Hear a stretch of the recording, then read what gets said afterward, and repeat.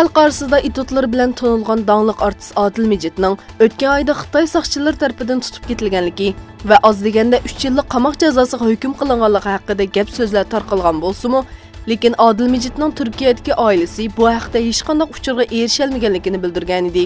Xitoy hukumatining rasmiy ommaviy taratquv hisobi bo'lgan Xitoy haqiqatlari nomli Twitter hisobida e'lon qilgan Adil Mejit sababsiz tutildi degan so'zlar yolg'on. Adil Mejit Xitoy doiralariga xabar qilmasin, xatarlik diniy faoliyatlarga qatnashgan.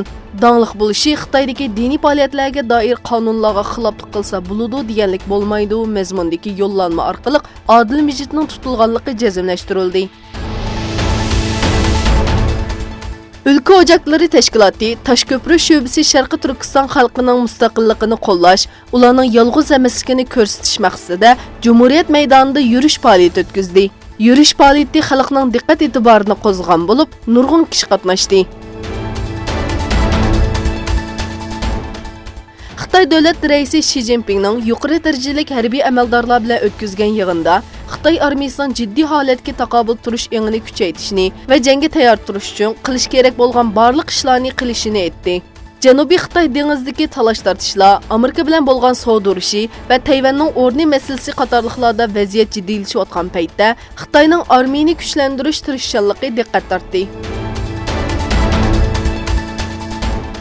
Kırmızıdan keyin diniy erkinlik barg'ansiri ishayotgan O'zbekistonda o'tgan yil 13 yangi masjid ochilganligi bildirildi.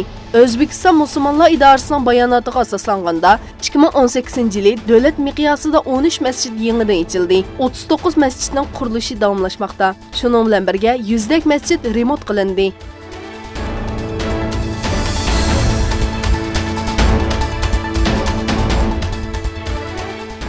Avstraliyaning Melbourne shahrida ko'chmanlarga qarshi oshqon o'ngchilar bilan ko'chmanlarning qo'llovchilar robiro kelgan namoyishda 5 kishi qo'lga olindi. Viktoriyada soqchilarning bexatarlik tadbirlari ostida o'tkazilgan namoyishda musofirlar xush keldinglar, irqchilikqa qarshi turaylik degan shiorlar to'landi.